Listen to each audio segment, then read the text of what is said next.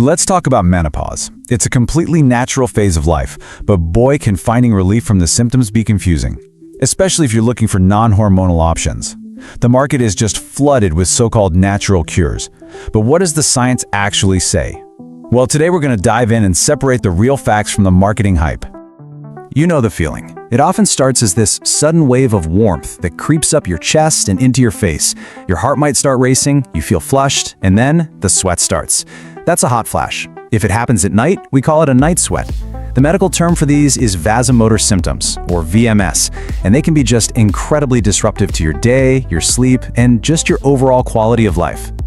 And if this sounds at all familiar, you are so far from alone. The North American Menopause Society, we'll call them NAMS, they report that up to 80% of women experience these symptoms during menopause. I mean, that is a staggering number. It makes this one of the most common health challenges women face, period. So you might be wondering, why isn't everyone just taking what's considered the most effective treatment, which is hormone therapy? Well, for decades, a lot of women have been hesitant, and that's largely because of a major study back in 2002 called the Women's Health Initiative, which raised some safety concerns that still get talked about today. And that hesitation, it created this huge demand for non-hormonal, natural alternatives. Okay, so here's our game plan for this explainer. First, we're going to explore the promise of some of these really popular plant-based remedies. Then, we'll dig into whether the science actually backs up that promise. After that, we'll uncover what is proven to work, and finally, we'll talk about how you can navigate all these different options. So let's start with the most popular category of these natural remedies, plant compounds that are supposed to act like estrogen in your body. And, the theory behind them is incredibly compelling. At the heart of all this are these compounds called phytoestrogens, and the name really says it all. Phyto means plant, and estrogen is of course the hormone that declines during menopause and triggers those hot flashes. What's amazing is that these plant compounds have a chemical structure so similar to our own estrogen that they can actually fit into our body's estrogen receptors. Now, here's the really fascinating part. Before menopause, right, when your body has plenty of its own estrogen, these phytoestrogens act as antagonists that kind of block some of estrogen's effects. But then, after menopause, when your natural estrogen levels are low, they completely switch roles and act as agonists, gently mimicking estrogen's effects. I mean, on paper, that sounds like the absolute perfect natural solution, doesn't it? You can find these compounds in a ton of common foods. The most well-known are called isoflavones, which you'll find a lot of in soybeans and other legumes. But they're also in things like flaxseed, winter squash, sesame seeds. A lot of the supplements you see on the shelf are just really concentrated extracts from these sources, especially soy. So we've got this widespread problem and what sounds like a perfect, natural solution. A plant that can intelligently balance your hormones. It's a great story. But as we all know, a great story doesn't always equal great science. So what's the real verdict here? After decades of research, what do the leading experts in the world have to say about using soy and other phytoestrogens for hot flashes? Well, the answer is actually pretty clear-cut. In 2023, the North American Menopause Society, the leading scientific organization on this whole topic, released its official position, and their conclusion is unequivocal. For treating vasomotor symptoms, they state that soy foods, soy extracts, and a soy metabolite called equal are, and I quote, not recommended. So why such a firm, not recommended stance? Well, NAMS points to years and years of studies that have just produced limited or inconsistent scientific evidence.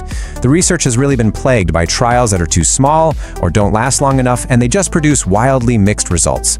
Some studies might show a tiny benefit, but then others show no benefit at all compared to a placebo. When the evidence is that weak and all over the place, experts simply cannot recommend it as a reliable treatment. Now, it's also really important to see what NAMS does say is effective.